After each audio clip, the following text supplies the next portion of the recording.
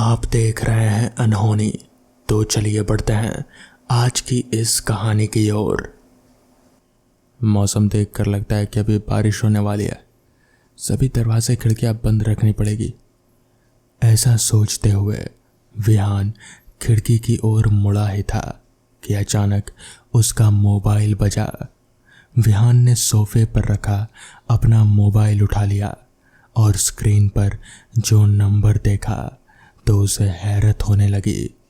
वो कुछ देर शॉक होकर मोबाइल हाथ में पकड़े उसे देखता रहा।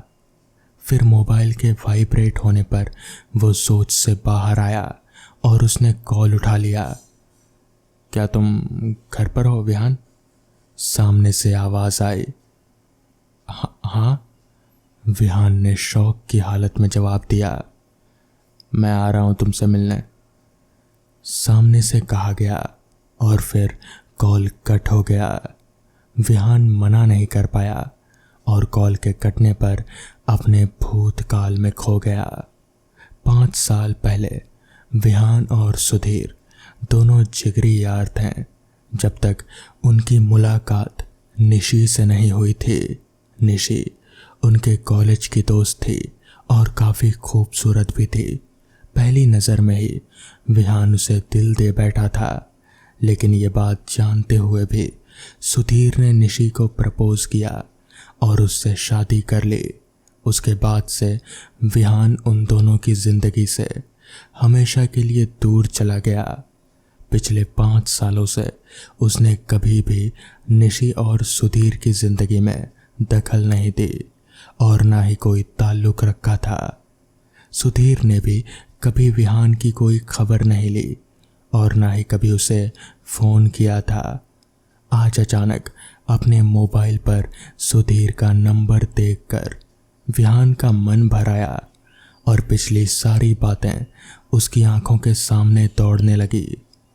विहान अपनी सोच से तब बाहर आया जब उसे बेल की आवाज़ सुनाई दी। विहान ने जाकर दरवाज़ा खोल दिया।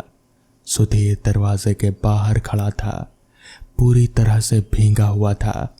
विहान ने उसे घर के अंदर आने को कहा और उसके हाथ में तौलिया थमा दिया। अब उसका ध्यान घर के खिड़कियों की ओर चला गया। घर की सभी खिड़कियां जोर जोर से आवाज़ करते हुए हिल रही थी। विहान पास की खिड़की के पास गया और उसने बाहर झांक कर देखा तो बादल गरज रहे थे, बिजली कड़क रहे थे। बारिश कब की शुरू हो चुके थे और अब तक उसे इस बात की कोई खबर तक नहीं थी। उसने सभी खिड़कियां बंद की और दरवाज़ा भी अंदर से बंद कर लिया। उसके बाद विहान सुधीर के पास बैठ गया। तब तक सुधीर ने अपना भीगा हुआ शरीर तौलिए से साफ कर लिया था। 5 सालों बाद मिले थे दोनों। इतने सालों में काफ़ी कुछ बदल गया था। नॉन स्टॉप बात करने वाला सुधीर और साथ ही विहान, उन दोनों के पास ही बोलने के लिए शब्द नहीं थे। इतने सालों बाद आज पहली बार वो आमने सामने आए थे और फिर भी चुप थे। फिर विहान ने ही पहल की और पूछा, तुम यहाँ कुछ काम है क्या? हाँ, दरअसल काम तो है, मगर कैसे कहूँ समझ नहीं आ रहा। सुधीर ने विहान से नज़रें चुराते हुए बात की। तुम मेरे घर आए हो, तुम्हें निराश नहीं करूँगा। मुझसे जितना पन पड़ेगा उतनी कोशिश करूँगा। कहो, क्या काम था? विहान ने पिछली बातों को नज़रअंदाज करके सुधीर से कहा, मुझे पता है कि मैंने तुम्हारे साथ गलत किया है, मुझे इस बात का पछतावा भी है, मगर प्लीज़ मेरी मदद कर दो। मेरे साथ इंदौर चलो, बाकी बातें मैं रास्ते में समझाता हूँ। सुधीर ने हाथ जोड़कर माफ़ी मांगते हुए कहा। विहान भी सुधीर की मदद करने को राज़ी हुआ और उसके साथ जाने लगा। सुधीर ने उसे बताया कि उसकी और निशी की 3 साल की बच्ची है। उसके दिल में छेद है और परसों उसका ऑपरेशन है। फिलहाल वो लाइफ केयर हॉस्पिटल में एडमिट है। सुधीर चाहता था कि उसके ऑपरेशन के लिए विहान कुछ मदद करे। विहान भी राजी होकर सुधीर के साथ इंदौर चला गया। वहां जाने पर सुधीर विहान को सीधा हॉस्पिटल में ले गया। विहान भी उसके पीछे पीछे चल रहा था। फिर जहां उसकी बेटी एडमिट थे, उस कमरे की ओर वो दोनों चल रहे थे। लगता है मेरा मोबाइल गाड़ी में ही छूट गया। तुम अंदर जाओ, मैं अभी लेकर आता हूँ। यह रहा वो कमरा जहाँ मेरी बेटी एडमिट है। सुधीर ने विहान को कमरा दिखाते हुए कहा और वो बाहर चला आया। विहान कमरे के अंदर गया और देखा कि वहाँ एक लड़की बेड पर पड़ी हुई थी। शायद वो सो रहे थे। उसे लगा कि शायद निशी भी यहाँ मिलेगी, मगर उस कमरे में वो बच्ची अकेली ही थी। विहान उस बच्ची के पास जाकर बैठा और सुधीर के आने का इंतज़ार करने लगा। कुछ देर बाद उसे किसी के आने की आहट हुई। उसने मुड़कर देखा तो वो बस देखता ही रह गया। कमरे में कोई और नहीं बल्कि निशी आ गई थी। आज भी वो पहले जितनी ही खूबसूरत थी। विहान को वहां देखकर निशी को बहुत हैरानी हुई। तुम ये यहाँ कैसे? वो बस इतना ही बोल पाई। वो दरअसल मुझे सुधीर ले आया। विहान ने सक पकाकर अपनी नज़र झुकाते हुए कहा। ये कैसे हो सकता है? सुधीर तुम्हें यहाँ कैसे ला सकता है? विहान की बात सुनकर निशी ने बड़े ही आश्चर्य से कहा, मैं सच कह रहा हूँ, सुधीर ही मुझे यहाँ ले आया। तुम चाहो तो उससे पूछ सकती हो, वो अभी आता ही होगा। इस बार विहान ने निशी की आंख में आंख मिलाते हुए कहा, ये कैसे हो सकता है? ये नहीं हो सकता। सुधीर तुम्हें यहाँ कैसे ला सकता है? निशी ने विहान की तरफ देखकर एक बार फिर आश्चर्य किया। क्यों? ऐसा क्यों नहीं हो सकता? क्योंकि सुधीर अब इस दुनिया में है ही नहीं। 2 महीने पहले ही उनकी मौत हो चुकी है। वो मर चुका है। रोते हुए निशी कहने लगी और फिर घुटनों पर बैठ गई। निशी की बात सुनकर विहान के रोंगटे खड़े हो गए। उसने गाड़ी के पास सुधीर को ढूंढने की कोशिश की, मगर सुधीर वहां नहीं था। उसके बाद उसने अपने मोबाइल में रिसीव्ड कॉल लिस्ट चेक की ताकि वो निशी की बात उससे करा सके, मगर उसमें भी उसे सुधीर का कहीं कोई नंबर नहीं मिला। सुधीर 2 महीने पहले ही मर चुका था, तो फिर वो कौन था जो विहान को यहाँ ले आया था? तो दोस्तों, ये थी आज की पहली कहानी। तो चलिए बढ़ते हैं आज की दूसरी कहानी की ओर। सोहम एक बहुत अच्छा स्विमर था। उसने नेशनल लेवल पर तैरने में गोल्ड मेडल भी जीता था। एक बार सोहम अपने दोस्तों के साथ घूमने गया हुआ था। वहाँ उन लोगों के पास के तालाब में तैरने का प्लान बन गया। सबने तैरने की तैयारी की और शाम के करीबन 5 बजे वो तालाब के पास जाने लगे। कहाँ जा रहे हो बच्चों? उन्हें तालाब की तरफ जाता देख वहाँ के सरपंच ने उन्हें टोकते हुए कहा, पास के तालाब में तैरने जा रहे हैं हम। सोहन ने तुरंत जवाब दे दिया। सोहम का जवाब सुनकर कुछ देर के लिए सरपंच सुन्न रह गया और फिर अचानक से सोहम और उसके दोस्तों को वहाँ जाने से रोकने लगा। सोहम नहीं समझ पाया कि सरपंच उन लोगों को रोक क्यों रहा है। रुको बच्चों, उस तालाब की तरफ मत जाओ, वहाँ अक्सर लोगों के डूबने की घटनाएं घटती रहती है। सरपंच ने उन्हें जाने से लगभग मना करते हुए कहा, काका आप सोहम को नहीं जानते, ये नेशनल चैंपियन रह चुका है, आप निश्चिंत रहिए। सोहम के दोस्त निखिल ने सरपंच की बात को काटते हुए कहा, तुम लोग मेरी बात समझ नहीं रहे हो। वहाँ तैरना खतरे से खाली नहीं है। कहते हैं कि वहाँ डूबकर मरने वाले कई लोगों की आत्माएं रहती है। जो जो उस तालाब में तैरने वालों को भी डुबाकर मार डालती है। सरपंच ने उन लोगों को वहां जाने से रोकने के पीछे की असली वजह बता दी और वो वहां से चले गए। काका ने जो कहा क्या वो सच होगा? सोहम के कुछ दोस्त आपस में बातचीत करते हुए कहने लगे। सोहम और निखिल इन सब बातों में विश्वास नहीं रखते थे। उन दोनों को छोड़कर बाकी सबने वहां जाने का फैसला बदल लिया। बाकी दोस्त वापस लौट गए। अब सिर्फ निखिल और सोहम तालाब की ओर बढ़ रहे थे। दोनों ने कपड़े उतारे। जैसे ही वो तालाब में उतरने लगे कि निखिल के माँ का फोन आया। निखिल तालाब में उतरते उतरते रह गया, मगर सोहम बिंदास होकर पानी में तैरने लगा। अचानक सोहम का पैर पानी में फंस गया। इस तरह की सिचुएशन उसने कई दफा संभाली थी, मगर इस बार ये कुछ अलग ही था।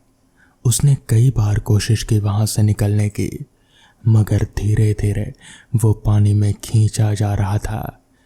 उसने निखिल को आवाज लगाई, मगर जब तक निखिल का ध्यान उस पर जाता तब तक सोहम तालाब के बीचों बीच पहुंच चुका था। सोहम को ये एहसास हो रहा था कि पानी के अंदर से कोई उसका पैर खींच रहा है। उधर निखिल ने सोहम का आवाज सुनकर उसकी तरफ देखा तो उसे आश्चर्य सा होने लगा कि नेशनल चैंपियन होकर भी सोहम की हालत देख उसे सरपंच की कही बात याद आ गई। निखिल सोहम के लिए पानी में कूदकर उसे बचाना चाहता था, मगर वो जब पानी में उतरने लगा तो उसे अचानक एक बहुत जोर का झटका लगा और वो तालाब की उल्टी दिशा में जाकर गिरा। वो झटका इतना ज्यादा था कि निखिल उठ भी नहीं पाया। सोहम ने एक बार पूरी ताकत लगाकर अपना फंसा हुआ पैर बाहर निकाला और वो किनारे की ओर आने लगा। जैसे ही वो किनारे के करीब पहुंचा तो एक बार फिर उसे लगा कि फिर से उसका पैर किसी ने पकड़ रखा है और वो उसे पानी में खींच रहा है। उसी हालत में सोहम की नज़र अपने पैरों की तरफ गई और उसे जोर का धक्का लगा। उसे वहां पर कुछ हाथ नजर आए, एक नहीं, दो नहीं, बल्कि कई सारे हाथ। उन्हें देखकर घबराया हुआ सोहम बचाओ बचाओ चिल्लाने लगा, मगर उसका कोई फायदा नहीं हुआ। निखिल की आंखों के सामने उसका दोस्त, जो कि तैरने में माहिर था और गोल्ड मेडल भी जीत चुका था, वो असहाय होकर तालाब में डूबता जा रहा था और निखिल चाहकर भी उसकी मदद नहीं कर पाया। करीबन आधे घंटे तक संघर्ष करने के बाद सोहम पानी में पूरी तरह से डूबकर मर गया। इस हादसे का गवाह निखिल था, जिसने अपनी आंखों से वो सब देखा था, मगर वो किसी से कुछ कह नहीं पाया। पानी के उस झटके की वजह से उसका मानसिक संतुलन बिगड़ गया था। अब वो तालाब के आसपास पागलों की तरह घूमता है और उसे जो भी दिखे उससे बस यही कहता है, तैरना मना है। तो दोस्तों, ये थी आज की दूसरी कहानी। तो चलिए बढ़ते हैं आज की आखिरी कहानी की ओर। ये कहानी मुझे मेरे मामा जी ने बताई थी। मामा जी के मुताबिक आज से करीब 20 साल पहले वो गांव के बाहर एक फैक्ट्री में काम किया करते थे। वो फैक्ट्री मामा जी के घर से दूर थी, तो आने जाने के लिए वो अपनी साइकिल का इस्तेमाल किया करते थे। इस बीच यानी कि आने जाने में उन्हें करीब 1 आध घंटे का समय आराम से लग जाता था और साइकिल चलाकर आने जाने में काफ़ी मेहनत भी खर्च होती थी। खैर, उन दिनों बरसात का मौसम चल रहा था। रात के करीब 8 बजे फैक्ट्री से मामा जी की छुट्टी हुई। उन्होंने अपना साइकिल उठाया और घर की तरफ चलना शुरू कर दिया। आज अमावस की रात थी और काले बादल भी छाए हुए थे किसी भी पल बारिश आ सकती थी।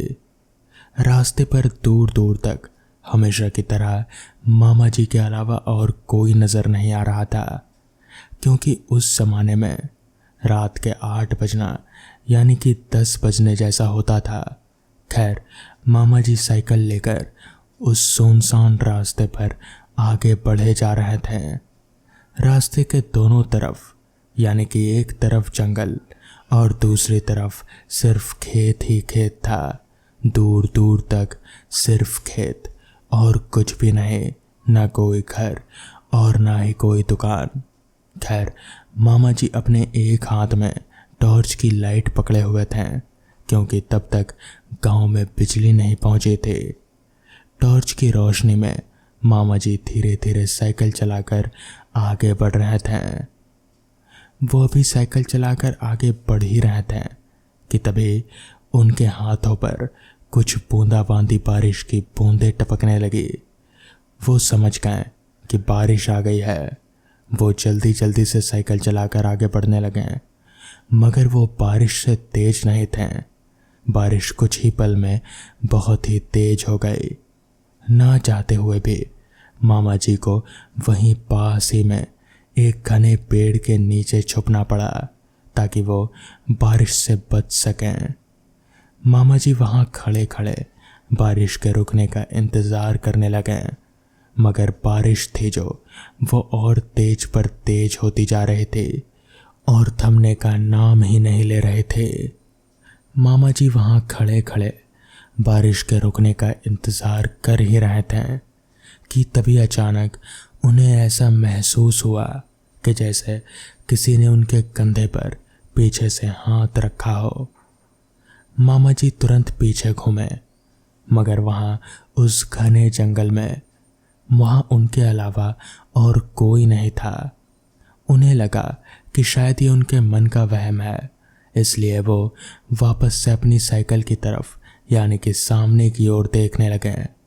वो अभी सामने की ओर देख ही रहे थे कि तभी दोबारा इस बार उन्हें ऐसा महसूस हुआ जैसे पीछे से किसी ने उनकी गर्दन को पकड़ा हो।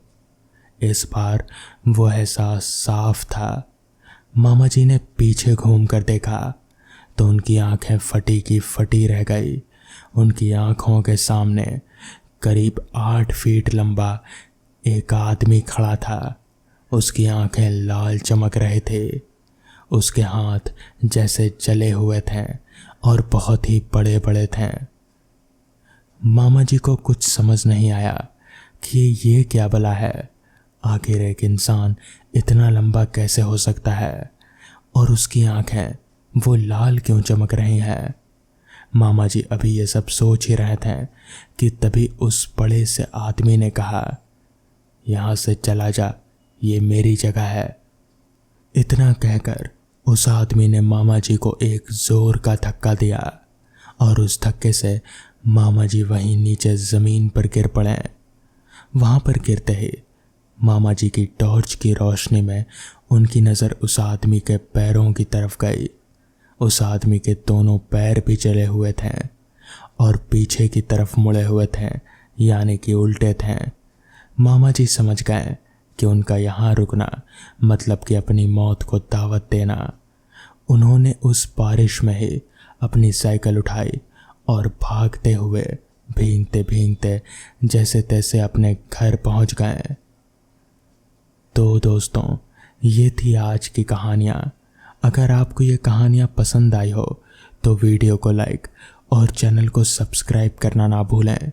तो मैं आपका दोस्त आर्यन जल्द ही मिलूँगा आपसे ऐसी ही नई कहानियों के साथ। तब तक के लिए अपना ख्याल रखें।